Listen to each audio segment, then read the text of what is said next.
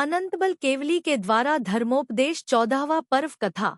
अथानंतर जो इंद्र के समान शोभा का धारक था, जिसका मन भोगों में मूड रहता था, जिसे इच्छानुसार कार्यों की प्राप्ति होती थी तथा जिसकी क्रियाएं शत्रुओं को प्राप्त होना कठिन था, ऐसा रावण एक समय मेरु पर्वत पर गया था। वहां जिनेंद्रदेव की वंदना कर वह अपनी इच्छानुसार वापस आ रहा था। मार्ग में वह भरतादि क्षेत्रों का विभाग करने वाले एवं अनेक प्रकार के वृक्षों से सुशोभित हिमवत आदि पर्वतों को तथा स्फटिक से भी अधिक निर्मल एवं अत्यंत सुंदर नदियों को देखता हुआ चला आ रहा था। सूर्यबिंब के आकार विमान को अलंकृत कर रहा था, उत्कृष्ट लक्ष्मी से युक्त था तथा लंका की प्राप्ति में अत्यंत उत्सुक था। अचानक ही उसने जोरदार कोमल शब्द सुना, जिसे सुनकर वह अत्यंत क्षुभित हो गया। उसने शीघ्र ही मारीच से पूछा भी, अरे मारीच, मारीच, यह महाशब्द कहाँ से आ रहा है और दिशाएं सुवर्ण के समान लाल पीली क्यों हो रही हैं? तब मारीच ने कहा कि हे देव, किसी महामुनि के महाकल्याणक में सम्मिलित होने के लिए यह देवों का आगमन हो रहा है। संतोष से भरे एवं नाना प्रकार से गमन करने वाले देवों का यह संसारव्यापी प्रशस्त शब्द सुनाई दे रहा है।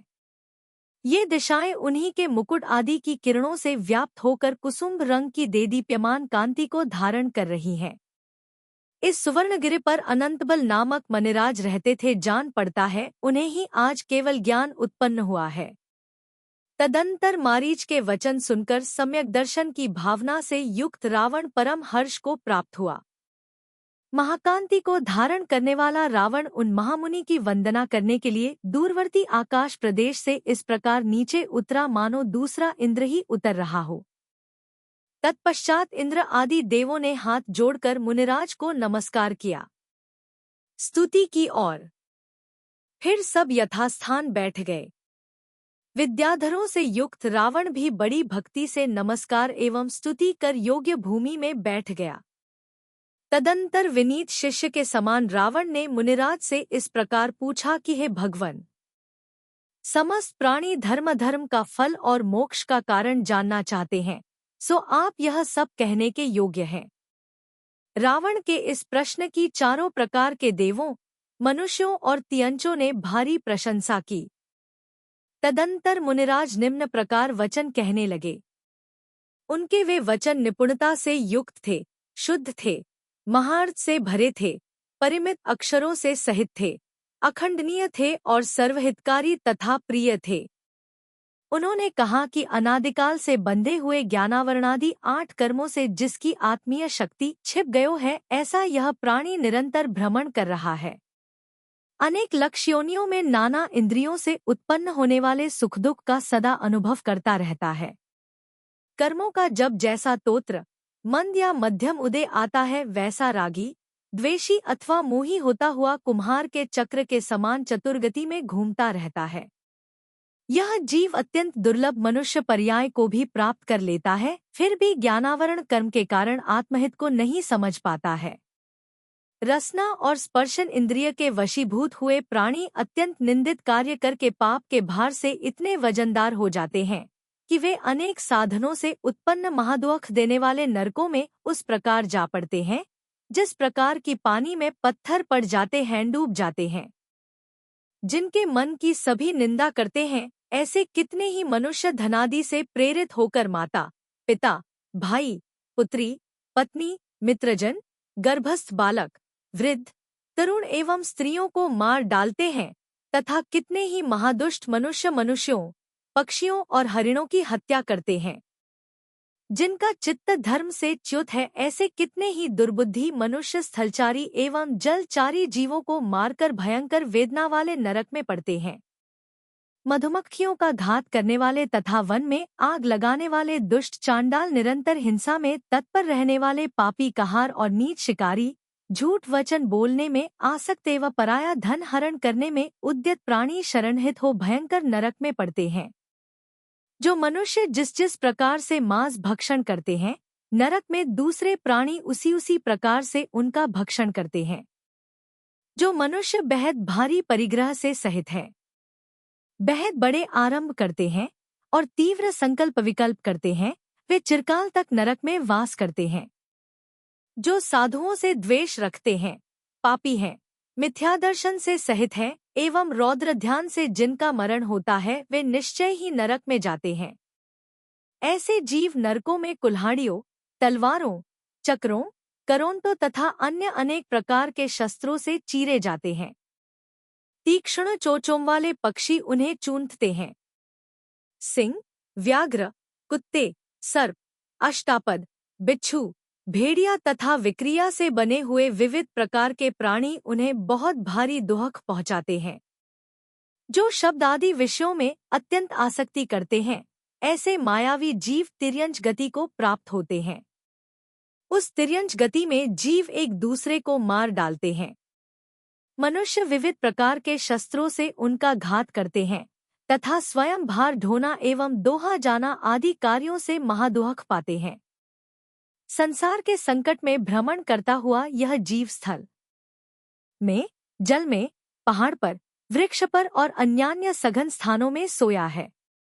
यह जीव अनादि काल से एकेंद्रिय, द्विंद्रिय, त्रिंद्रिय, चतुरिंद्रिय और पंचेंद्रियों में उत्पन्न होता हुआ जन्म मरण कर रहा है। ऐसा तिलमात्र भी स्थान बाकी नहीं है जहाँ संसार रूपी भंवर में पड़े हुए इस जीव ने जन्म और मरण प्राप्त न किया हो। यदि कोई प्राणी मृदुता और सरलता से सहित होते हैं तथा स्वभाव से ही संतोष प्राप्त करते हैं, तो वे मनुष्य गति को प्राप्त होते हैं।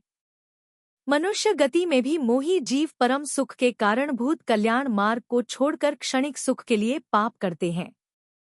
अपने पूर्वोपार्जित कर्मों के अनुसार कोई आय होते हैं और कोई म्लेच्छ होते हैं, कोई धनाढ्य होते हैं और कोई अत्यंत दरिद्र होते हैं। कर्मों से घिरे कितने ही प्राणी सैकड़ों मनोरथ करते हुए दूसरे के घरों में बड़ी कठिनाई से समय बिताते हैं। कोई धनाढ्य होकर भी कुरूप होते हैं, कोई रूपवान होकर भी निर्धन रहते हैं, कोई दीर्घायु होते हैं और कोई अल्पायु होते हैं। कोई सबको प्रिय तथा यश के धारक होते हैं, कोई अत्यंत अप्रिय होते हैं, कोई आज्ञा देते हैं और कोई उस आज्ञा का पालन करते हैं। कोई रण में प्रवेश करते हैं, कोई पानी में गोता लगाते हैं, कोई विदेश में जाते हैं और कोई खेती आदि करते हैं। इस प्रकार मनुष्य गति में भी सुख और दुहक की विचित्रता देखी जाती है। वास्तव में तो सब दुहक ही है, सुख तो कल्पना मात्र है। कोई जीव सराग संयम तथा संयमासंयम के धारक होते हैं, कोई अकाम निर्जरा करते हैं और कोई बाल तप करते हैं। ऐसे जीव भवनवासी, व्यंतर, ज्योतिषी और वैमानिक इन चार भेदों से युक्त देव गति में उत्पन्न होते हैं। सो वहाँ भी कितने ही महधियों के धारक होते हैं और कितने ही अल्प रिद्धियों के धारक। स्थिति, कांति, प्रभाव, बुद्धि, सुख, लेश्या, अभिमान और मान के अनुसार वे पुनः कर्मों का बंध कर चतुर्गति रूप संसार में निरंतर भ्रमण करते रहते हैं। जिस प्रकार अर्घट की घड़ी निरंतर घूमती रहती है, इसी प्रकार ये प्राणी भी निरंतर घूमते रहते हैं। यह जीव अशुभ संकल्प से दुहक पाता है, शुभ संकल्प से सुख पाता है और अष्टकों के क्षय से मोक्ष प्राप्त करता है। पात्र की विशेषता से अनेक रूपता को प्राप्त हुए जीव दान के प्रभाव से भोग भूमियों में भोगों को प्राप्त होते हैं। जो प्राणी हिंसा से विरत, परिग्रह से रहित और रागद्वेष से शून्य है, उन्हें जिनेंद्र भगवान ने उत्तम पात्र कहा है। जो तप से रहित होकर भी सम्यक दर्शन से शुद्ध है, ऐसा पात्र भी प्रशंसनीय है, क्योंकि उससे मिथ्यादृष्टि दाता के शरीर की शुद्धि होती है। जो आपत्तियों से रक्षा करे वह पात्र कहलाता है। पातीति पात्रम, इस प्रकार पात्र शब्द का निरुक्त्यर्थ है। चूंकि मुनि सम्यक दर्शन की सामर्थ्य से लोगों की रक्षा करते अतः पात्र हैं। जो निर्मल सम्यक दर्शन, सम्यक ज्ञान और सम्यक चारित्र से सहित होता है, वह उत्तम कहलाता है। जो मान, अपमान, सुख दुख और तृणकांचन में समान दृष्टि रखता है, ऐसा साधु पात्र कहलाता है। जो सब प्रकार के परिग्रह से रहित हैं, महातपश्चरण में लीन हैं और तत्वों के ध्यान में सदा तत्पर रहते हैं, ऐसे श्रमण अर्थात मनि उत्तम पात्र कहलाते। उन मुनियों के लिए अपनी सामर्थ्य के अनुसार भावपूर्वक जो भी अन्न, पान, औषधि अथवा उपयोग में आने वाले पीछी, कमंडलू आदि अन्य पदार्थ दिए जाते हैं, वे महाफल प्रदान करते हैं। जिस प्रकार उत्तम क्षेत्र में बोया हुआ बीज अत्यधिक संपदा प्रदान करता है, उसी प्रकार उत्तम पात्र के लिए शुद्ध हृदय से दिया हुआ दान अत्यधिक संपदा प्रदान करता है। जो रागद्वेष आदि दोषों से युक्त है वह पात्र नहीं है और न वह इच्छित फल ही देता है, अतः उसके फल का विचार करना दूर की बात है। जिस प्रकार ऊषर जमीन में बीज बोया जाए तो उससे कुछ भी उत्पन्न नहीं होता, उसी प्रकार मिथ्यादर्शन से सहित पापी पात्र के लिए दान दिया जाए तो उससे कुछ भी फल प्राप्त नहीं होता। एक कुएं से निकाले हुए पानी को यदि ईख के पौधे पीते हैं तो वह माधुर्य को प्राप्त होता है, और यदि नीम के पौधे पीते हैं तो कड़ा हो जाता है। अथवा जिस प्रकार एक ही तालाब में गाय ने पानी पिया और सांप ने भी गाय के द्वारा पिया पानी दूध हो जाता है और सांप के द्वारा पिया पानी विष हो जाता है, उसी प्रकार एक ही गृहस्थ से उत्तम पात्र ने दान लिया और नीच पात्र ने भी। जो दान उत्तम पात्र को प्राप्त होता है उसका फल उत्तम होता है, और जो नीच पात्र को प्राप्त होता है उसका फल नीचा होता है। कोई कोई पात्र मिथ्यादर्शन से युक्त होने पर भी सम्यक दर्शन की भावना से युक्त होते हैं। ऐसे पात्रों के लिए भाव से जो दान दिया जाता है उसका फल शुभ शुभ अर्थात मिश्रित प्रकार का होता है। दीन तथा अंधे आदि मनुष्यों के लिए करुणा दान कहा गया है, और उससे यद्यपि फल की भी प्राप्ति होती है पर वह फल उत्तम फल नहीं कहा जाता।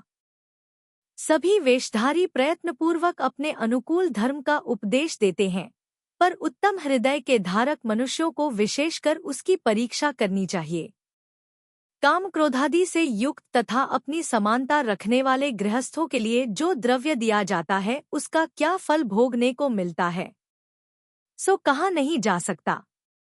अहो, यह कितना प्रबल मोह है कि मिथ्यामतों से ठगाए गए लोग सभी अवस्थाओं वाले लोगों को अपना धन दे देते हैं। उन दुष्टजनों को धिक्कार है जिन्होंने कि इस भोले प्राणी को ठग रखा है तथा लोभ दिखाकर मिथ्या शास्त्रों की चर्चा से उसके मन को विचलित कर दिया है। मीठा तथा बलकारी होने से पापी मनुष्यों ने मांस को भक्ष्य बताया है, और अपना कपट बताने के लिए जिनका मांस खाना चाहिए उनकी संख्या भी निर्धारित की है। सो ऐसे दृष्ट लोभी जीव दूसरों को मांस दिलाकर तथा स्वयं खाकर दाताओं के साथ साथ भयंकर वेदना से यक्त नरक में जाते हैं। लोभ के वशीभूत, दुष्ट अभिप्राय से युक्त तथा झूठ मूठन ही अपने आप को ऋषि मानने वाले कितने ही लोगों ने हाथी, घोड़ा, गाय आदि जीवों का दान भी बतलाया है, पर तत्व के जानकार मनुष्यों ने उसकी अत्यंत निंदा की है। उसका कारण भी यह है कि जीवदान में जो जीव दिया जाता है उसे बोझा ढोना पड़ता है, नुकीली अरी आदि से उसके शरीर को आका जाता है तथा लाठी आदि से उसे पीटा जाता है। इन कारणों से उसे महादुहक होता है और उसके निमित्त से बहुत से अन्य जीवों को भी बहुत दुहक उठाना पड़ता है। इसी प्रकार भूमिदान भी निंदनीय है, क्योंकि उससे भूमि में रहने वाले जीवों को पीड़ा होती है, और प्राणी पीड़ा के निमित्त जुटाकर पुण्य की इच्छा करना मानो पत्थर से पानी निकालना है। इसलिए समस्त प्राणियों को सदा अभयदान देना चाहिए, साथ ही ज्ञान, प्रासुक औषधि, अन्न और वस्त्रादि भी देना चाहिए। जो दान निंदित बताया है वह भी पात्र के भेद से प्रशंसनीय हो जाता है। जिस प्रकार की शुक्ति, सीप के द्वारा पिया हुआ पानी निश्चय से मोती हो जाता है। पशु तथा भूमि का दान यद्यपि निंदित दान है, फिर भी यदि वह जिन प्रतिमा आदि को उद्देश्य कर दिया जाता है तो वह दीर्घ काल तक स्थिर रहने वाले उत्कृष्ट भोग प्रदान करता है। भीतर का संकल्प ही पुण्य पाप का कारण है, उसके बिना बाह्य में दान देना पर्वत के शिखर पर वर्षा करने के समान है। इसलिए वितराग सर्वज्ञ जिनेंद्र देव का ध्यान कर जो दान दिया जाता है उसका फल कहने के लिए कौन समर्थ है। जिनेंद्र के सिवाय जो अन्य देव हैं वे द्वेषी, रागी तथा मोही हैं, क्योंकि वे शस्त्र लिए रहते हैं, इससे द्वेषी सिद्ध होते हैं, और स्त्री साथ में रखते हैं तथा आभूषण धारण करते हैं, इससे रागी सिद्ध होते हैं। रागद्वेष के द्वारा उनके मोह का भी अनुमान हो जाता है, क्योंकि मोह रागद्वेष का कारण है। इस प्रकार रागद्वेष और मोह ये 3 दोष उनमें सिद्ध हो गए, बाकी अन्य दोष इन्हीं के रूपांतर हैं। लोक में जो कुछ मनुष्य देव के रूप में प्रसिद्ध हैं, वे साधारण जन के समान ही भोजन के पात्र हैं, अर्थात भोजन करते हैं, कषाय से युक्त हैं और अवसर पर आंशिक कामादि का सेवन करते हैं। सो ऐसे देव दान के पात्र कैसे की हो सकते हैं? वे कितनी ही बातों में, जबकि अपने भक्त जनों से गए गुजरे अथवा उनके समान ही है, तब उन्हें उत्तम फल कैसे की दे सकते हैं? यद्यपि वर्तमान में उनके शुभ कर्मों का उदय देखा जाता है, तो भी उनसे अन्य दुहिकी मनुष्यों को मोक्ष की प्राप्ति कैसे की हो सकती है?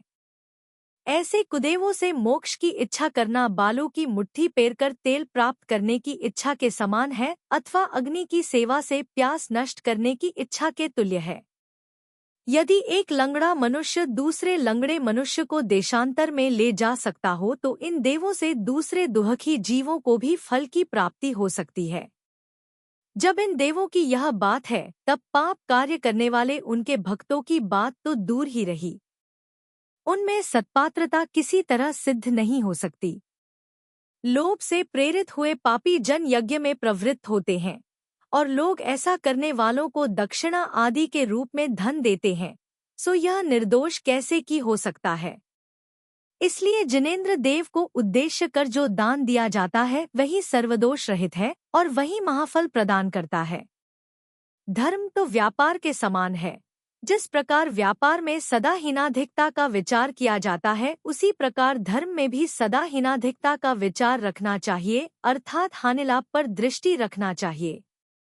जिस धर्म में पुण्य की अधिकता हो और पाप की न्यूनता हो, गृहस्थ उसे स्वीकृत कर सकता है, क्योंकि अधिक वस्तु के द्वारा हीन वस्तु का पराभव हो जाता है। जिस प्रकार विष का एक कण तालाब में पहुंचकर पूरे तालाब को दूषित नहीं कर सकता, उसी प्रकार जिन धर्मानुकूल आचरण करने वाले पुरुष से जो थोड़ी हिंसा होती है, वह उसे दूषित नहीं कर सकती। उसकी वह अल्प हिंसा व्यर्थ रहती है। इसलिए भक्ति में तत्पर रहने वाले कुशल मनुष्यों को जिन मंदिर आदि बनवाना चाहिए और माला, धूप, दीप आदि सब की व्यवस्था करनी चाहिए। जिनेंद्र भगवान को उद्देश्य कर जो दान दिया जाता है, उसके फलस्वरूप जीव स्वर्ग तथा मनुष्यलोक संबंधी उत्तमोत्तम भोग प्राप्त करते हैं। सन्मार्ग में प्रयाण करने वाले मुनि आदि के लिए जो यथायोग्य दान दिया जाता है, वह उत्कृष्ट भोग प्रदान करता है। इस प्रकार यही दान गुणों का पात्र है। इसलिए सामर्थ्य के अनुसार भक्तिपूर्वक सम्यक दृष्टि पुरुषों के लिए जो दान देता है, उसी का दान एक दान है, बाकी तो चोरों को धन लुटाना है। केवल ज्ञान के साम्राज्य पद पर स्थित है। ध्यान के प्रभाव से जब केवल ज्ञान की प्राप्ति हो चुकती है, तभी यह जीव निर्वाण को प्राप्त होता है। जिनके समस्त कर्म नष्ट हो चुकते हैं, जो सर्व प्रकार की बाधाओं से परे हो जाते हैं, जो अनंत सुख से संपन्न रहते हैं, अनंत ज्ञान और अनंत दर्शन जिनकी आत्मा में प्रकाशमान रहते हैं, जिनके तीनों प्रकार के शरीर नष्ट हो जाते हैं, निश्चय से जो अपने स्वभाव में ही स्थित रहते हैं और व्यवहार से लोक शिखर पर विराजमान है, जो पुनरागमन से रहित है और जिनका स्वरूप शब्दों द्वारा नहीं कहा जा सकता, वे सिद्ध भगवान हैं।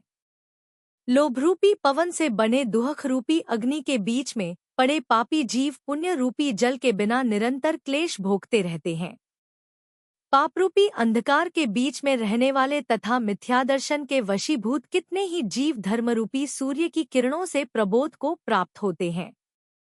जो अशुभ भावरूपी लोहे के मजबूत पिंजरे के मध्य में रह रहे हैं तथा आशारूपी पाश के अधीन हैं, ऐसे जीव धर्मरूपी बंधु के द्वारा ही मुक्त किए जाते हैं, बंधन से छुड़ाए जाते हैं।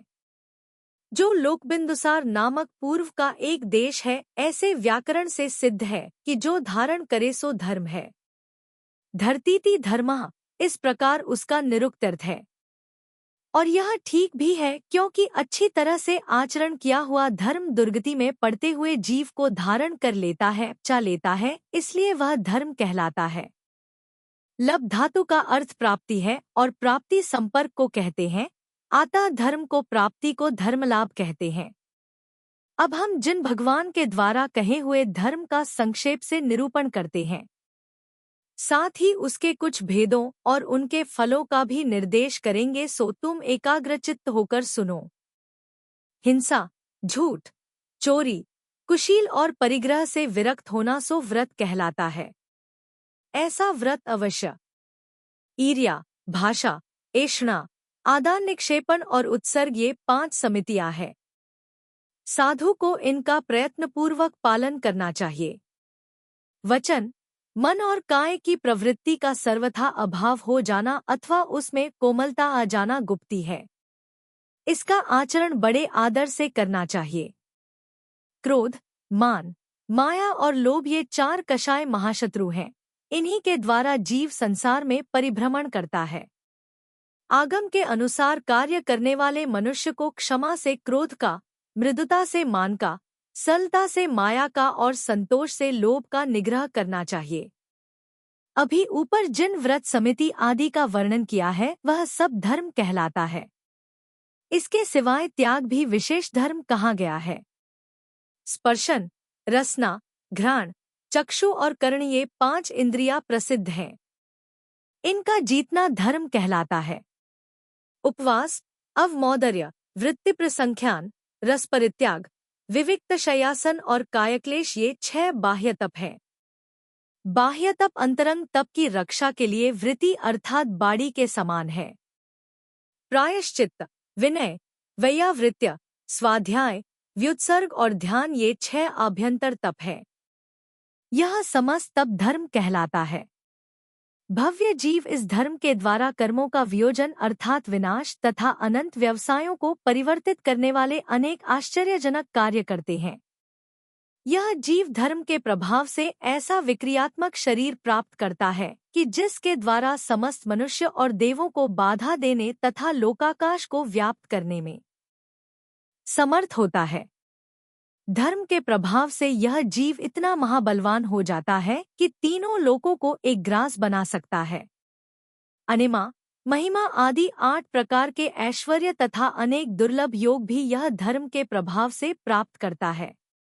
यह जीव धर्म के प्रभाव से सूर्य के संताप को और चंद्रमा की शीतलता को नष्ट कर सकता है तथा वृष्टि के द्वारा समस्त संसार को क्षण भर में भर सकता है। यह धर्म के प्रभाव से आशीविश सांप के समान दृष्टिमात्र से लोक को भस्म कर सकता है, मेरु पर्वत को उठा सकता है और समुद्र को बिखेर सकता है। धर्म के ही प्रभाव से ज्योतिष चक्र को उठा सकता है, इंद्र, रुद्र आदि देवों को भयभीत कर सकता है, रत्न और सुवर्ण की वर्षा कर सकता है तथा पर्वतों के समूह की सृष्टि कर सकता है। धर्म के ही प्रभाव से अत्यंत भयंकर बीमारियों की शांति अपने पैर की धूलि से कर सकता है तथा मनुष्यों को अन्य अनेक आश्चर्यकारक वैभव की प्राप्ति करा सकता है। जीव धर्म के प्रभाव से और भी कितने ही कठिन कार्य कर सकता है। यथार्थ में धर्म के लिए कोई भी कार्य असाध्य नहीं है।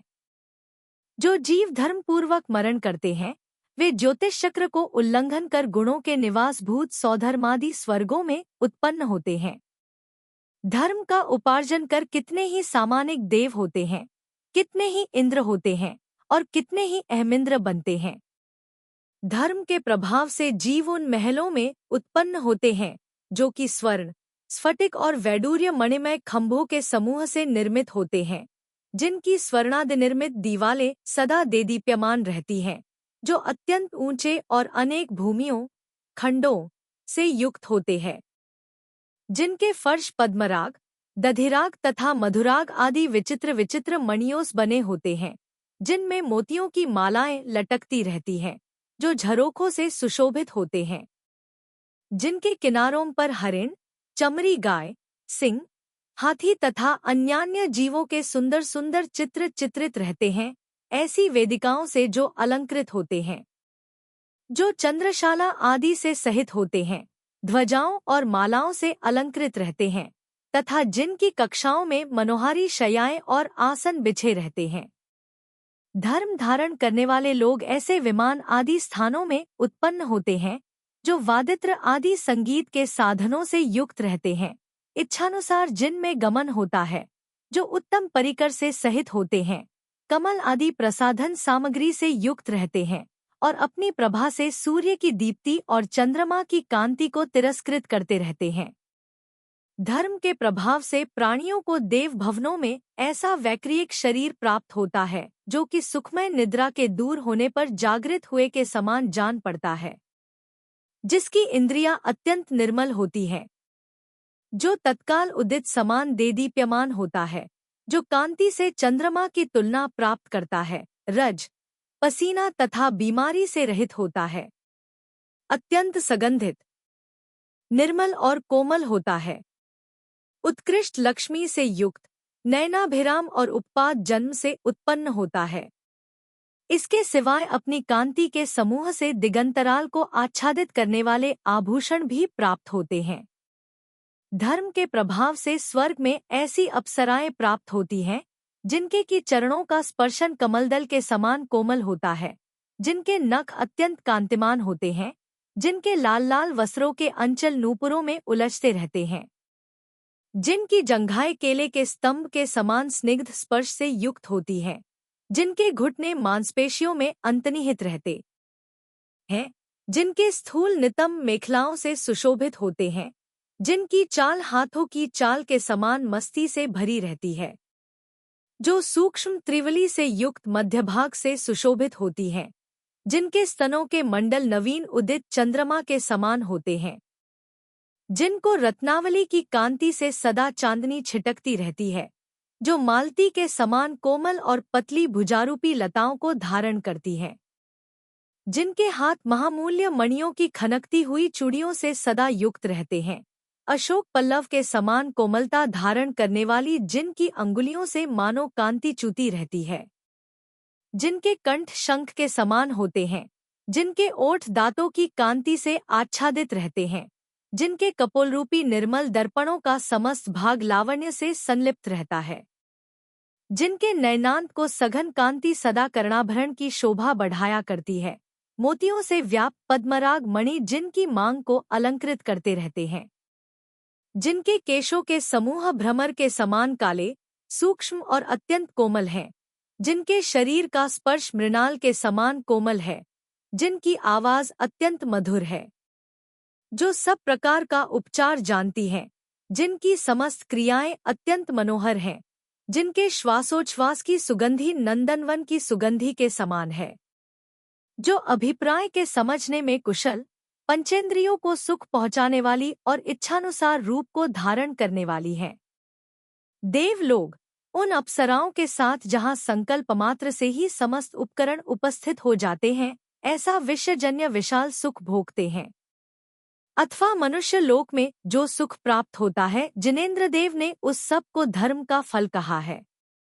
ऊर्ज, मध्य और अधोलोक में उपभोक्ताओं को जो भी सुख नाम का पदार्थ प्राप्त होता है, वह सब धर्म से ही उत्पन्न होता है। दान देने वाले, उपभोग करने वाले एवं मर्यादा स्थापित करने वाले मनुष्य की जो हजारों मनुष्यों के झुंड रक्षा करते हैं, वह सब धर्म से उत्पन्न हुआ फल समझना चाहिए। मनोहर आभूषण धारण करने वाले हजारों देवों पर इंद्र जो शासन करता है, वह धर्म से उत्पन्न हुआ फल है। सम्यक दर्शनादि रत्नत्रय से युक्त जो पुरुष मोहरूपी शत्रु को नष्ट कर मोक्षस्थान प्राप्त करते हैं, वह शुद्ध धर्म का फल है। मनुष्य जन्म के बिना अन्यत्र वह धर्म प्राप्त नहीं हो सकता, इसलिए मनुष्य भव की प्राप्ति सब भवों में श्रेष्ठ है। जिस प्रकार मनुष्यों में राजा, मृगों में सिंह और पक्षियों में गरुड़ श्रेष्ठ है, उसी प्रकार सब भवों में मनुष्य भव श्रेष्ठ है। तीनों लोकों में श्रेष्ठ एवं समस्त इंद्रियों को सुख देने वाला धर्म मनुष्य शरीर में ही किया जाता है, इसलिए मनुष्य देह ही सर्वश्रेष्ठ है।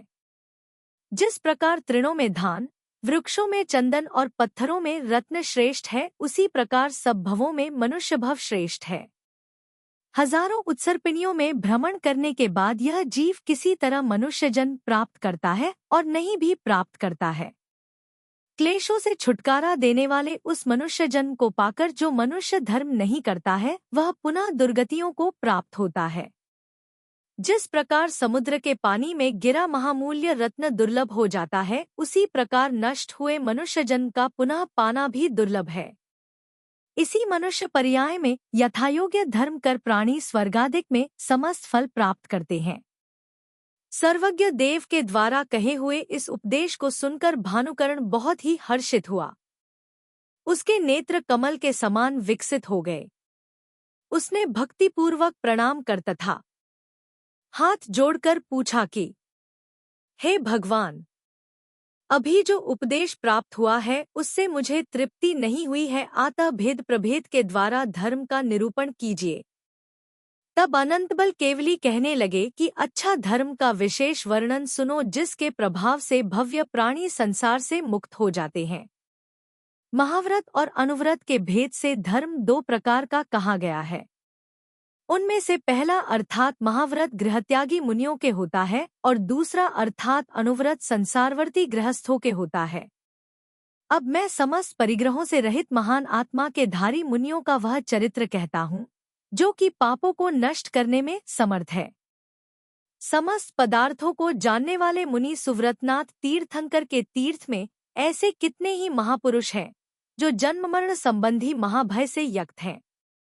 ये मनुष्य पर्याय को एरंड वक्ष के समान निहसार जानकर परिग्रह से रहित हो मुनिपद को प्राप्त हुए हैं। वे साधु सदा पंच महाव्रतों में लीन रहते हैं और शरीर त्याग पर्यंत तत्वज्ञान के प्राप्त करने में तत्पर होते हैं। शुद्ध हृदय को धारण करने वाले ये धैर्यशालो मुनि 5 समितियों और 3 गुप्तियों में सदा लीन रहते हैं। अहिंसा, सत्य, अचौर्य और आगमानुमोदित ब्रह्मचर्य उन्हीं के होता है जिनके की परिग्रह का आलंबन नहीं होता।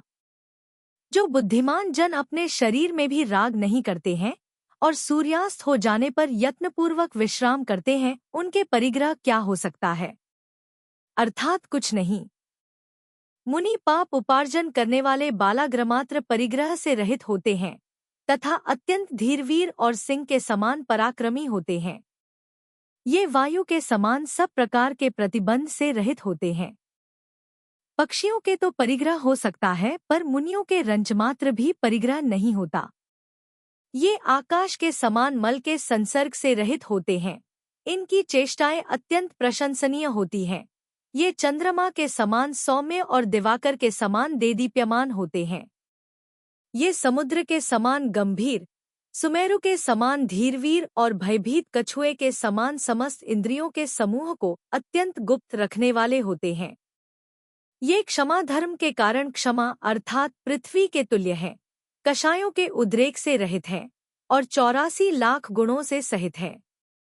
जिनेंद्र प्रतिपादित शील के 18 लाख भेदों से सहित हैं, तपरूपी विभूति से अत्यंत संपन्न हैं तथा मुक्ति की इच्छा करने में सदा तत्पर रहते हैं।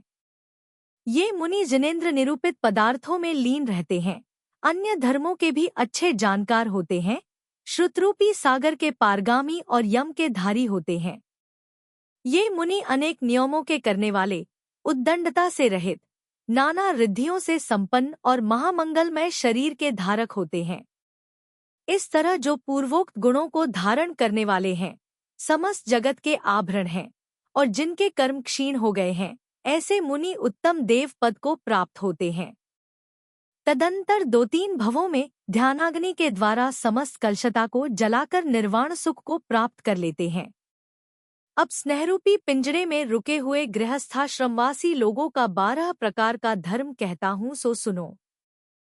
गृहस्थों को 5 अनुव्रत, 4 शिक्षाव्रत, 3 गुणव्रत और यथाशक्ति हजारों नियम धारण करने पड़ते हैं।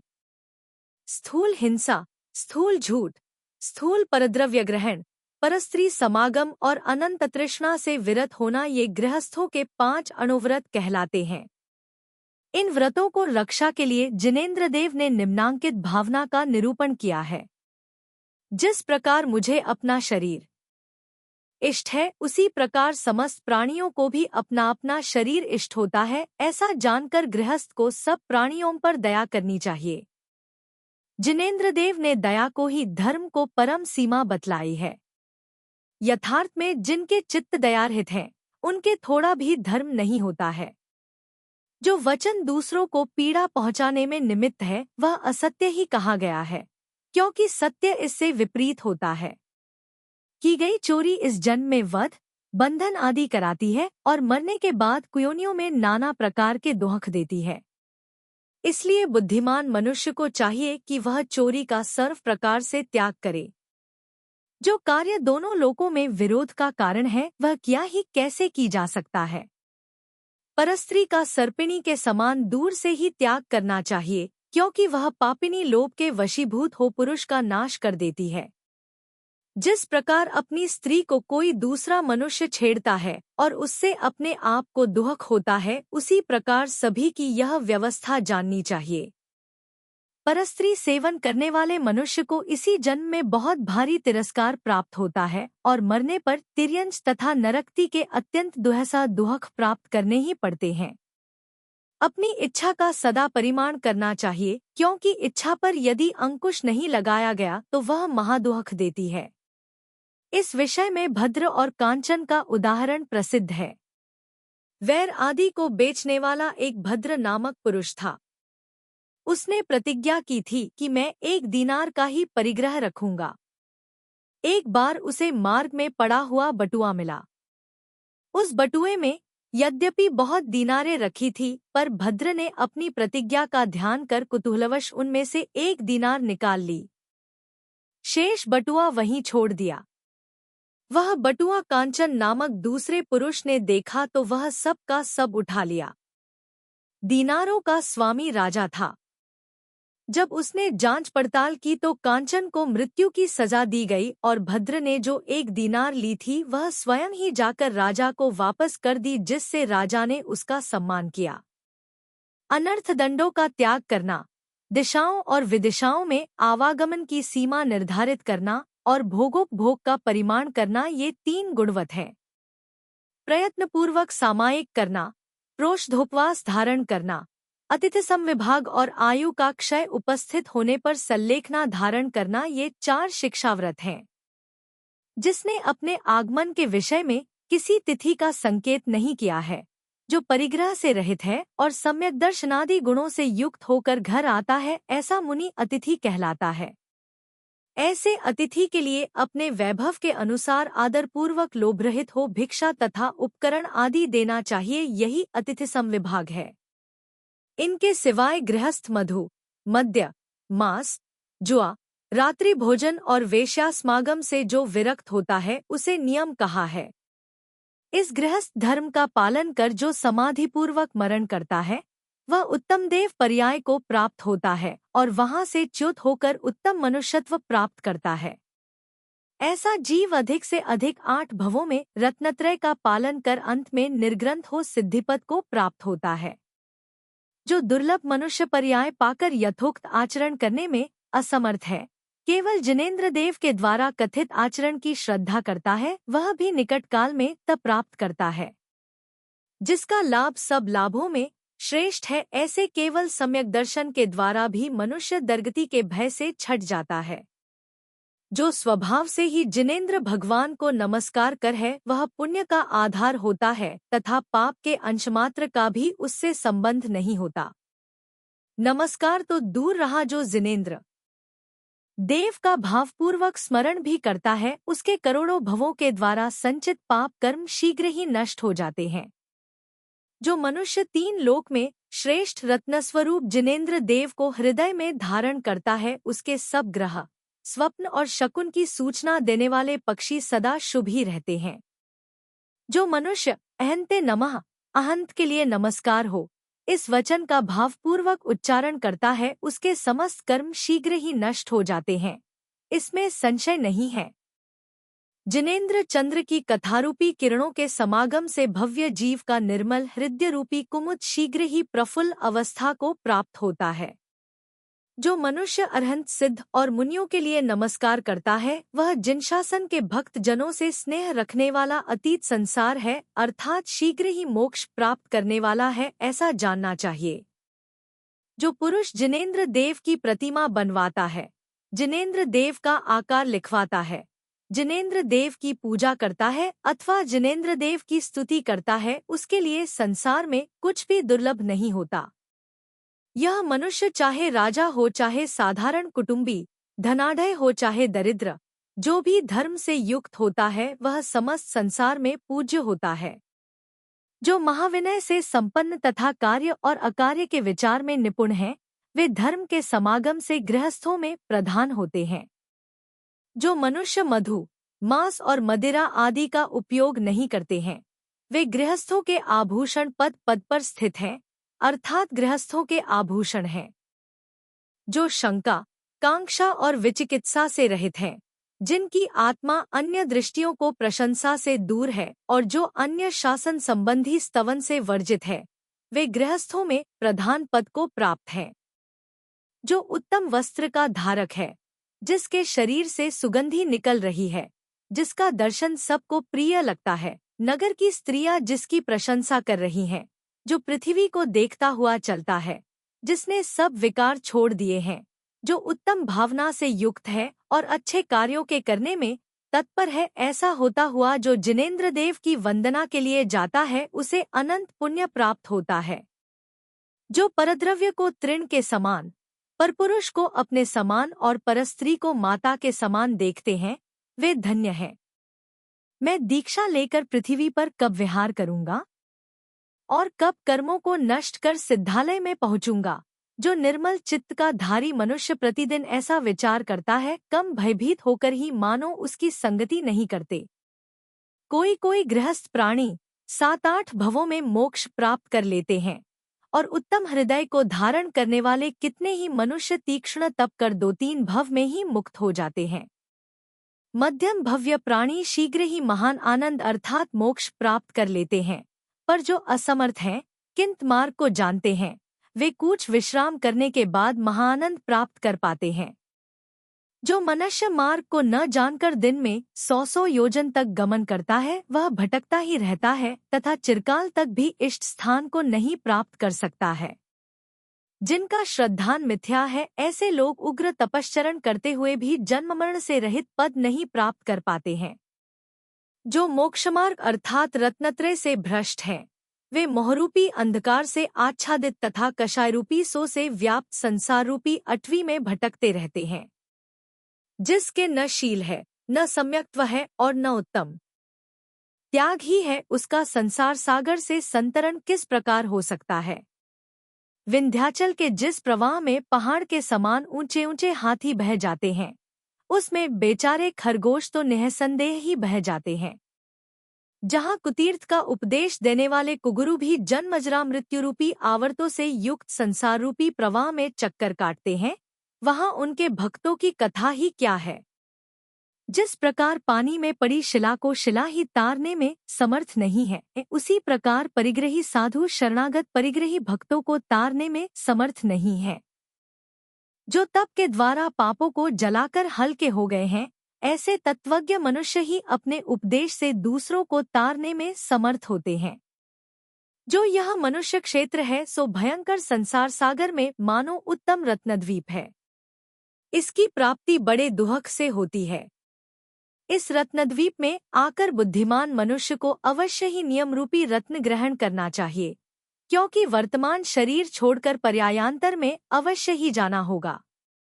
इस संसार में जो विषयों के लिए धर्मरूपी रत्नों का चूर्ण करता है, वह वैसा ही है जैसा कि कोई सूत प्राप्त करने के लिए मणियों का चूर्ण करता है। शरीरादि अनित्य है, कोई किसी का शरण नहीं है। शरीर अशुचि है, शरीर रूपी पिंजड़े से आत्मा पृथक है, यह अकेला ही सुख दुख भोगता है।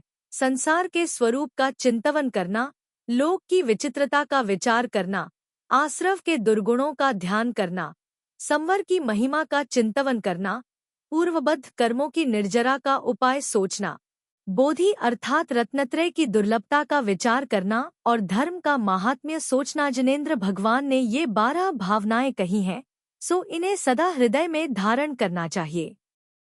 जो अपनी शक्ति के अनुसार जैसे धर्म का सेवन करता है, वह देवादि गतियों में उसका वैसा ही फल भोगता है।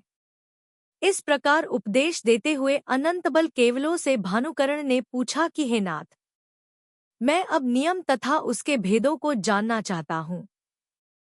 इसके उत्तर में भगवान ने कहा कि हे भानुकर्ण, ध्यान देकर अवधारण करो। नियम और तप ये दो पदार्थ पृथक पृथक नहीं है। जो मनुष्य नियम से युक्त है वह शक्ति के अनुसार तपस्वी कहलाता है, इसलिए बुद्धिमान मनुष्य को सब प्रकार से नियम अथवा तप में प्रवृत्त रहना चाहिए। बुद्धिमान मनुष्यों को थोड़ा थोड़ा भी पुण्य का संचय करना चाहिए, क्योंकि एक एक बूंद के पड़ने से समुद्र तक बहने वाली बड़ी बड़ी नदियां बन जाती हैं। जो दिन में एक मुहूर्त के लिए भी भोजन का त्याग करता है उसे एक महीने में उपवास के समान फल प्राप्त होता है। संकल्प मात्र से प्राप्त होने वाले उत्कृष्ट भोगों का उपभोग करते हुए इस जीव को कम से कम 10,000 वर्ष तो लगते ही हैं। और जो जैन धर्म की श्रद्धा करता हुआ पूर्व प्रतिपादित व्रतादि धारण करता है उस महात्मा का स्वर्ग में कम से कम एक पल्य प्रमाण काल बीतता है।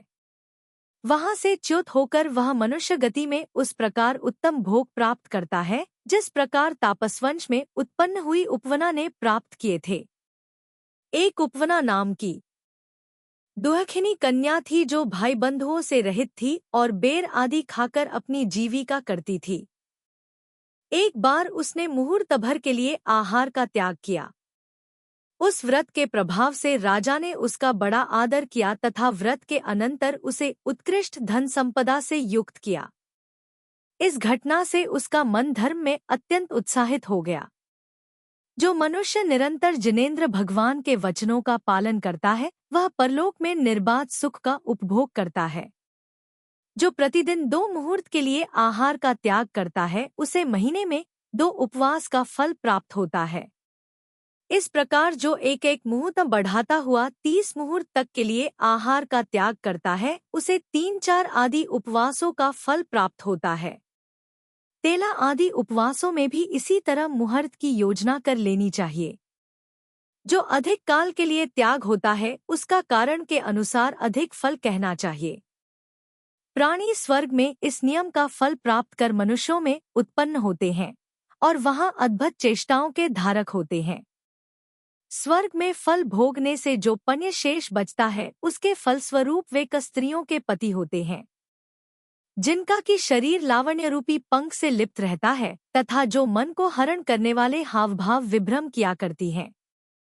नियम वाली स्त्रियां भी स्वर्ग से चयकर मनुष्य भव में आती हैं और महापुरुषों के द्वारा सेवनीय होती हुई लक्ष्मी की समानता प्राप्त करती हैं। जो सूर्यास्त होने पर अन्न का त्याग करता है उस सम्यक दृष्टि को भी विशेष अभ्युदय की प्राप्ति होती है। यह जीव इस धर्म के कारण रत्नों से जगमगाते विमानों में अप्सराओं के मध्य में बैठकर अनेक पल्योपमकाल व्यतीत करता है।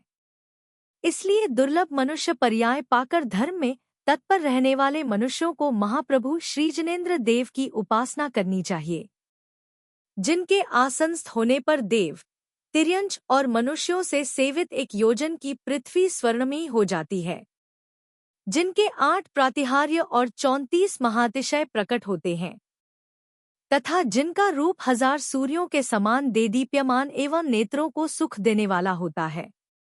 ऐसे महाप्रभु जिनेंद्र भगवान को जो बुद्धिमान भव्य प्रणाम करता है वह थोड़े ही समय में संसार सागर से पार हो जाता है। जीवों को शांति प्राप्त करने के लिए यह उपाय छोड़कर और दूसरा कोई उपाय नहीं है, इसलिए यत्नपूर्वक इसकी सेवा करनी चाहिए। इनके सिवाय कुतोथियों से सेवित गोदंडक के समान जो अन्य हजारों मार्ग हैं उनमें प्रमादी जीव मोहित हो रहे हैं, यथार्थ मार्ग भूल रहे हैं। उन मार्गाभासों में समीचीन दया तो नाम मात्र को नहीं है, क्योंकि मधुमांसादि का सेवन खुलेआम होता है, पर जिनेंद्र देव की प्ररूपणा में दोष की कणी का भी दृष्टिगत नहीं होती। लोक में यह कार्य तो बिल्कुल ही त्यागने योग्य है कि दिन भर तो भूख से अपनी आत्मा को पीड़ा पहुंचाते हैं और रात्रि को भोजन कर संचित पुण्य को तत्काल नष्ट कर देते हैं। रात्रि में भोजन करना अधर्म है, फिर भी इसे जिन लोगों ने धर्म मान रखा है उनके हृदय पाप कर्म से अत्यंत कठोर हैं, उनका समझना कठिन है। सूर्य के अदृश्य हो जाने पर जो लंपटी पापी मनुष्य भोजन करता है वह दुर्गति को नहीं समझता। जिसके नेत्र अंधकार के पटल से आच्छादित हैं और बुद्धि पाप से लिप्त है, ऐसे पापी प्राणी रात के समय मक्खी, कीड़े तथा बाल आदि हानिकारक पदार्थ खा जाते हैं। जो रात्रि में भोजन करता है वह डाकिनी, प्रेत, भूत आदि नीच प्राणियों के साथ भोजन करता है। जो रात्रि में भोजन करता है वह कुत्ते, चूहे, बिल्लों आदि मांसाहारी जीवों के साथ भोजन करता है। अथवा अधिक कहने से क्या, संक्षेप में यही कहा जा सकता है कि जो रात में भोजन करता है वह सब अपवित्र पदार्थ खाता है। सूर्य के अस्त हो जाने पर जो भोजन करते हैं उन्हें विद्वानों ने मनुष्यता से बंधे हुए पशु कहा है। जो जिनशासन से विमुख होकर रात दिन चाहे जब खाता रहता है वह नियमरहित नश्य परलोक में सखी कैसे की हो सकता है। जो पापी मनुष्य दयारहित होकर जिनेंद्र देव को निंदा करता है वह अन्य शरीर में जाकर दुर्गंधित मुखवाला होता है, अर्थात परभव में उसके मुख से दुर्गंध आती है। जो मनुष्य मांस, मद्य, रात्रि भोजन, चोरी और परखों का सेवन करता है वह अपने दोनों भवों को नष्ट करता है। जो मनुष्य रात्रि में भोजन करता है वह परभव में अल्पायु, निर्धन, रोगी और सुखरहित अर्थात दुखी होता है। रात्रि में भोजन करने से यह जीव दीर्घ काल तक निरंतर जन्म मरण प्राप्त करता रहता है और गर्भवास में दुहक से पकता रहता है। रात्रि में भोजन करने वाला मिथ्यादृष्टि पुरुष शूकर, भेड़िया, बिलाव, हंस तथा कौआ आदि योनियों में दीर्घ काल तक उत्पन्न होता रहता है।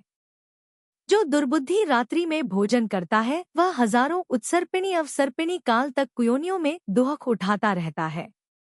जो जैन धर्म पाकर उसके नियमों में अटल रहता है वह समस्त पापों को जलाकर उत्तम स्थान को प्राप्त होता है। रत्नत्रय के धारक तथा अनुव्रतों का पालन करने में तत्पर भव्य जीव सूर्योदय होने पर ही निर्दोष आहार ग्रहण करते हैं। जो दयालु मनुष्य रात्रि में भोजन नहीं करते वे पापहीन मनुष्य स्वर्ग में विमानों के अधिपति होकर उत्कृष्ट भोग प्राप्त करते हैं। वहां से च्युत होकर तथा उत्तम मनुष्य पर्याय पाकर चक्रवर्ती आदि के विभव से प्राप्त होने वाले सख का उपभोग करते हैं। शब चेष्टाओं के धारक पुरुष सौधर्मादि स्वर्गों में मन में विचार आते ही उपस्थित होने वाले उत्कृष्ट भोगों तथा अनिमामहिमा आदि 8 सिद्धियों को प्राप्त होते हैं। दिन में भोजन करने से मनुष्य जगत का हित करने वाले महामंत्री, राजा, पीठमर्द तथा सर्व लोकप्रिय व्यक्ति होते हैं। धनवान, गुणवान, रूपवान, दीर्घायुष्क, रत्नत्रय से युक्त तथा प्रधान पद पर आसीन व्यक्ति भी दिन में भोजन करने से ही होते हैं। जिनका तेज युद्ध में असह्य है, जो नगर आदि के अधिपति हैं, विचित्र वाहनों से सहित हैं तथा सामंतगण जिनका सत्कार करते हैं, ऐसे पुरुष भी दिन में भोजन करने से ही होते हैं। इतना ही नहीं, भवनेन्द्र, देवेंद्र, चक्रवर्ती और महालक्षणों से संपन्न व्यक्ति भी दिन में भोजन करने से ही होते हैं। जो रात्रि भोजन त्यागवत में उद्यत रहते हैं वे सूर्य के समान प्रभावान, चंद्रमा के समान सौम्य और स्थायी भोगों से युक्त होते हैं। रात्रि में भोजन करने से स्त्रियां अनाथ, दुर्भाग्यशाली, माता पिता भाई से रहित तथा शोक और दारिद्र्य से युक्त होती है। जिनकी नाक चपटी है, जिनका देखना ग्लानि उत्पन्न करता है, जिनके नेत्र कीचड़ से युक्त हैं, जो अनेक दुष्ट लक्षणों से सहित हैं, जिनके शरीर से दुर्गंध आती रहती है, जिनके ओठ फटे और मोटे हैं, कान खड़े हैं, सिर के बाल पीले तथा चटके हैं, दांत तुंबड़ों के बीज के समान हैं और शरीर सफेद है, जो कानी, शिथिल तथा कांतिहीन है, रूप रहित है, जिनका चमक कठोर है, जो अनेक रोगों से युक्त तथा मलिन है, जिनके वस्त्र फटे हैं, जो गंदा भोजन खाकर जीवित रहती हैं और जिन्हें दूसरे की नौकरी करनी पड़ती है, ऐसी खिया रात्रि भोजन के ही पाप से होती हैं। रात्रि भोजन में तत्पर रहने वाली स्त्रियां बूढ़े नकटे और धन तथा भाई बंधुओं से रहित पति को प्राप्त होती हैं। जो दुहक के भार से निरंतर आक्रांत रहती हैं, बाल अवस्था में ही विधवा हो जाती हैं, पानी, लकड़ी आदि ढोड़ो कर पेट भरती हैं, अपना पेट बड़ी कठिनाई से भर पाती हैं, सब लोग जिनका तिरस्कार करते हैं, जिनका चित्त वचन रूपी वसूला से नष्ट होता रहता है और जिनके शरीर में सैकड़ों घाव लगे रहते हैं, ऐसी स्त्रियां रात्रि भोजन के कारण ही होती हैं। जो स्त्रियां शांत चित्त, शील सहित मुनिजनों का हित करने वाली और रात्रि भोजन से विरत रहती है, वे स्वर्ग में यथेच्छ भोग प्राप्त करती हैं। सिर पर हाथ रखकर आज्ञा की प्रतीक्षा करने वाले परिवार के लोग उन्हें सदा घेरे रहते हैं। स्वर्ग से च्युत होकर वे वैभवशाली उच्च कुल में उत्पन्न होती हैं, शुभ लक्षणों से युक्त तथा समस्त गुणी से सहित होती हैं। अनेक कलाओं में निपुण रहती हैं। उनके शरीर, नेत्र और मन में स्नेह उत्पन्न करने वाले होते हैं। अपने वचनों से मानो वे अमृत छोड़ती हैं, समस्त लोगों को आनंदित करती हैं। विद्याधरों के अधिपति नारायण, बलदेव और चक्रवर्ती भी उनमें उत्कंठित रहते हैं, उन्हें प्राप्त करने के लिए उत्सुक रहते हैं। जिनके शरीर को कांति बिजली तथा लाल कमल के समान मनोहारी है, जिनके सुंदर कुंडल सदा हिलते रहते हैं तथा राजाओं के साथ जिनके विवाह संबंध होते हैं, ऐसी स्त्रियां दिन में भोजन करने से ही होती हैं। जो दयावती स्त्रियां रात्रि में भोजन नहीं करती हैं, उन्हें सदा भृत्य जनों के द्वारा तैयार किया हुआ मनचाहा भोजन प्राप्त होता है। दिन में भोजन करने से स्त्रियां श्रीकांता, सुप्रभा, सुभद्रा और लक्ष्मी के समान कांतियुक्त होती हैं।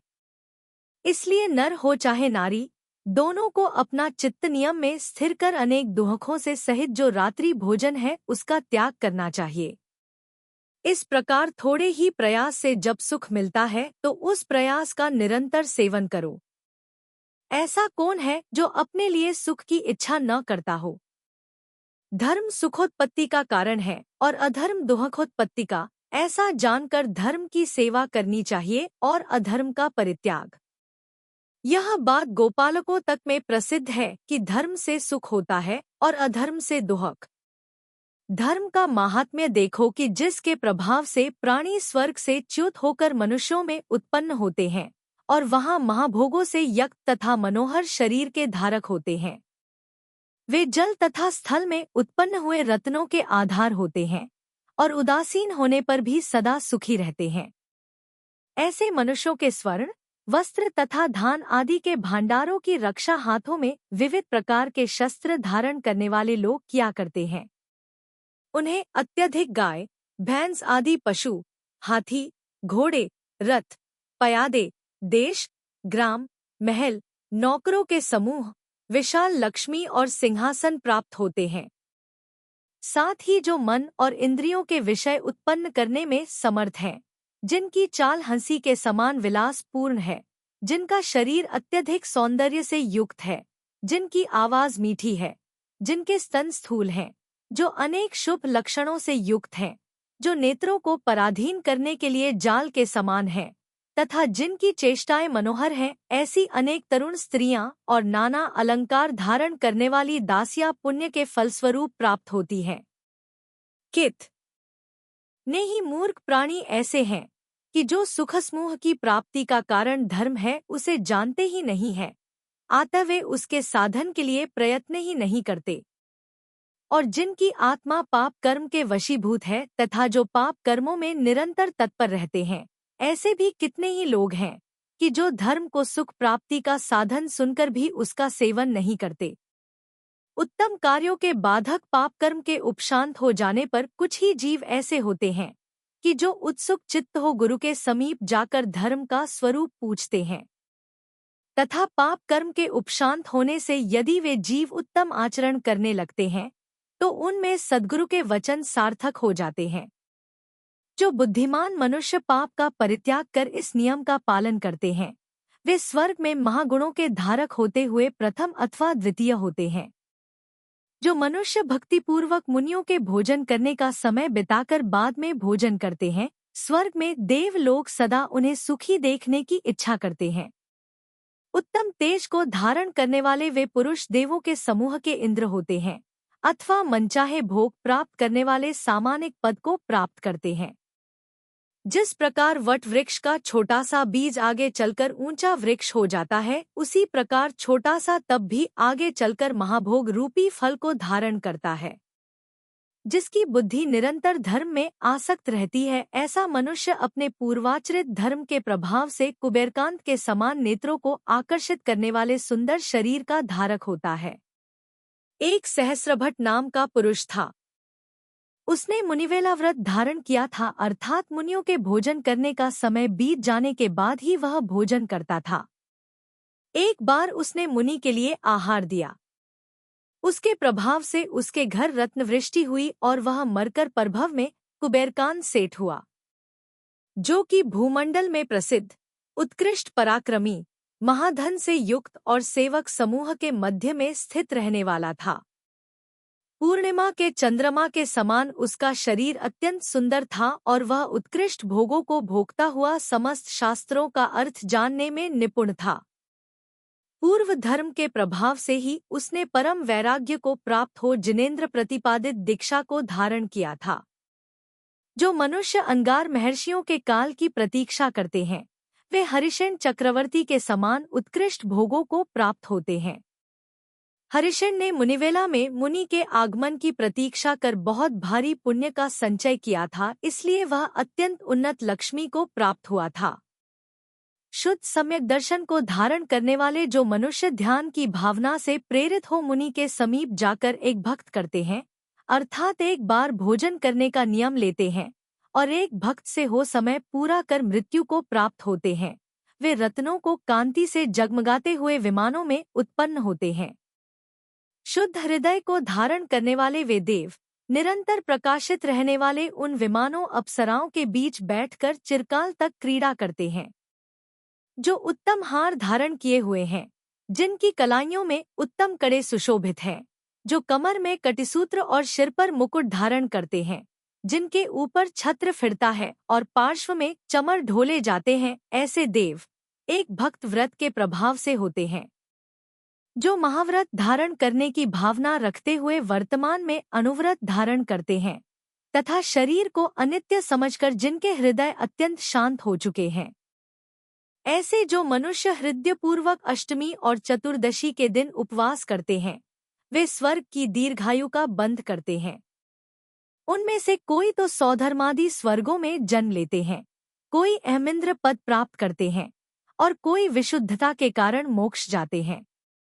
जो निरंतर विनय से युक्त रहते हैं, गुण और शीलवत से सहित होते हैं तथा जिनका चित्त सदा तप में लगा रहता है, ऐसे मनुष्य निःसंदेह स्वर्ग जाते हैं। वहाँ इच्छानुसार भोग भोग कर मनुष्य होते हैं, बड़े भारी राज्य का उपभोग करते हैं और जैनमत को प्राप्त होते हैं।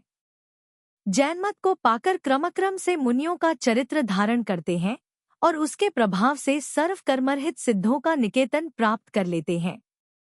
जो प्रातःकाल, मध्याह्नकाल और सायंकाल इन तीनों कालों में मन, वचन, काय से स्तुति कर जिन देव को नमस्कार करता है, अर्थात त्रिकाल वंदना का नियम लेता है, वह सुमेरु पर्वत के समान मिथ्यामत रूपी वायु से सदा अक्षोभ्य रहता है। जो गुणरूपी अलंकारों से सुशोभित है तथा जिसका शरीर शीलवत रूपी चंदन से सुगंधित है, ऐसा वह पुरुष स्वर्ग में समस्त इंद्रियों को हरने वाले भोग भोगता है। तदंतर मनुष्य और देव इन दो शुभगतियों में कुछ आवागमन कर सर्वकर्मरहित हो परम धाम मोक्ष को प्राप्त हो जाता है। चूंकि पंचेंद्रियों के विषय सब जीवों के द्वारा चिरकाल से अभ्यस्त है, इसलिए इनसे मोहित हुए प्राणी वृत्ति त्यागाखड़ी करने के लिए समर्थ नहीं हो पाते हैं।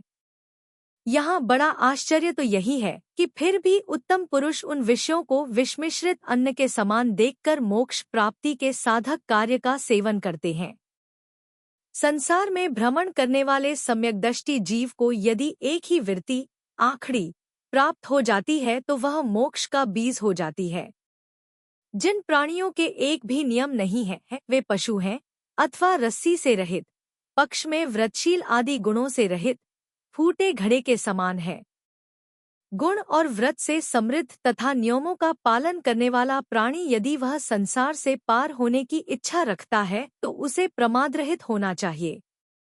जो बुद्धि के दरिद्र मनुष्य दुष्कर्म खोटे कार्य नहीं छोड़ते हैं, वे जन्मांध मनुष्यों के समान चिरकाल तक संसार रूपी अटवी में भटकते रहते हैं।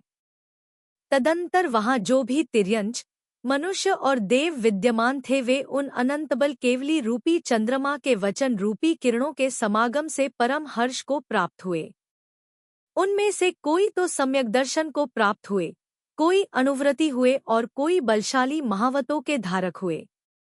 अथानंतर धर्मरथ नामक मुनि ने रावण से कहा कि हे भव्य, अपनी शक्ति के अनुसार कोई नियम ले। ये मुनिराज धर्मरूपी रत्नों के द्वीप हैं, सो इनसे अधिक नहीं तो कम से कम एक ही नियम रूपी रत्न ग्रहण कर। इस प्रकार चिंता के वशीभूत होकर क्यों बैठा है? निश्चय से त्याग महापुरुषों की बुद्धि के खेद का कारण नहीं है, अर्थात त्याग से महापुरुषों को खिन्नता नहीं होती प्रत्युत प्रसन्नता होती है। जिस प्रकार रत्नद्वीप में प्रविष्ट हुए पुरुष का चित्त यह लूं या यह लूं इस तरह चंचल होकर घूमता है, उसी प्रकार इस चारित्र रूपी द्वीप में प्रविष्ट हुए पुरुष का भी चित्त यह नियम लूं या यह नियम लूं इस तरह परम आकुलता को प्राप्त हो घूमता रहता है। अथानंतर जिसका चित्त सदा भोगों में अनुरक्त रहता था और इसी कारण जो व्याकुलता को प्राप्त हो रहा था, ऐसे रावण के मन में यह भारी चिंता उत्पन्न हुई कि मेरा भोजन तो स्वभाव से ही शुद्ध है, सुगंधित है, स्वादिष्ट है, गरिष्ठ है और मांसादि के संसर्ग से रहित है। स्थूल हिंसा त्याग आदि जो गृहस्थों के व्रत हैं, उनमें से मैं एक भी व्रत धारण करने में समर्थ नहीं हूँ, फिर अन्य व्रतों की चर्चा ही क्या है। मेरा मन मदोन्मत्त हाथी के समान सर्व वस्तुओं में दौड़ता रहता है, सो उसे मैं हाथ के समान अपनी भावना से रोकने में समर्थ नहीं हूँ। जो निर्ग्रंथ व्रत धारण करना चाहता है वह मानो अग्नि की शिखा को पीना चाहता है, वायु को वस्त्र में बांधना चाहता है और सुमेरु को उठाना चाहता है। बड़ा आश्चर्य है कि मैं शूरवीर होकर भी जिस तप एवं व्रत को धारण करने में समर्थ नहीं हूँ, उसी तप एवं व्रत को अन्य पुरुष धारण कर लेते हैं। यथार्थ में वे ही पुरुषोत्तम हैं। रावण सोचता है कि क्या मैं एक यह नियम ले लूं कि परस्त्री कितनी ही सुंदर क्यों न हो, यदि वह मुझे नहीं चाहेगी तो मैं उसे बलपूर्वक नहीं छेड़ेगा। अथवा मुझ क्षुद्र व्यक्ति में इतनी शक्ति कहाँ से आई? मैं अपने ही चित्त का निश्चय वहन करने में समर्थ नहीं हूँ। अथवा तीनों लोकों में ऐसी उत्तम स्त्री नहीं है जो मुझे देखकर काम से पीड़ित होती हुई विकलता को प्राप्त न हो जाए। अथवा जो मनुष्य मान और संस्कार के पात्र स्वरूप मन को धारण करता है, उसे अन्य मनुष्य के संसर्ग से दूषित स्त्री के उस शरीर में धैर्य संतोष हो ही कैसे की सकता है कि जो अन्य पुरुष के दांतों द्वारा किए हुए घाव से युक्त ओठ को धारण है, स्वभाव से ही दर्गंधित है और मल की राशि स्वरूप है। ऐसा विचार कर रावण ने पहले तो अनंतबल केवली को भाव पूर्वक नमस्कार किया, फिर देवों और असुरों के समक्ष स्पष्ट रूप से यह कहा कि हे भगवन, जो परस्त्री मुझे नहीं चाहेगी मैं उसे ग्रहण नहीं करूंगा। मैंने यह दृढ़ नियम लिया है। जो समस्त बातों को सुन रहा था तथा जिसका मन सुमेरु के समान स्थिर था, ऐसे भानुकर्ण, कुंभकर्ण ने भी अरहंत सिद्ध साधु और जिन धर्मिन चार की शरण में जाकर यह नियम लिया कि मैं प्रतिदिन प्रातः काल उठकर तथा स्तुति कर अभिषेक पूर्वक जिनेंद्र देव को पूजा करूंगा। साथ ही जब तक मैं निर्ग्रंथ साधुओं की पूजा नहीं कर लूंगा तब तक आज से लेकर आहार नहीं करूंगा। भानुकर्ण ने यह प्रतिज्ञा बड़े हर्ष से की। इसके सिवाय उसने पृथ्वी पर घुटने टेक मुनिराज को आदरपूर्वक नमस्कार कर और भी बड़े बड़े नियम लिए। तदंतर हर्ष से जिनके नेत्र फूल रहे थे, ऐसे भक्त और असुर मुनिराज को नमस्कार कर अपने अपने स्थानों पर चले गए। विशाल पराक्रम का धारी रावण भी आकाश में उड़कर इंद्र की लीला धारण करता हुआ लंका को ओर चला। उत्तमोत्तम स्त्रियों के समूह ने प्रणाम पूर्वक जिसकी पूजा की थी, ऐसे रावण ने वस्त्रादि से सुसज्जित अपनी नगरी में प्रवेश किया।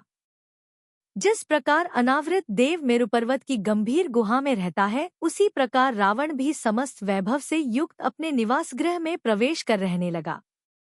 गौतम स्वामी राजा श्रेणिक से कहते हैं कि हे राजन, जब भव्य जीवों के कर्म उपशम भाव को प्राप्त होते हैं, तब वे सुगुरु के मुख से कल्याणकारी उत्तम उपदेश प्राप्त करते हैं।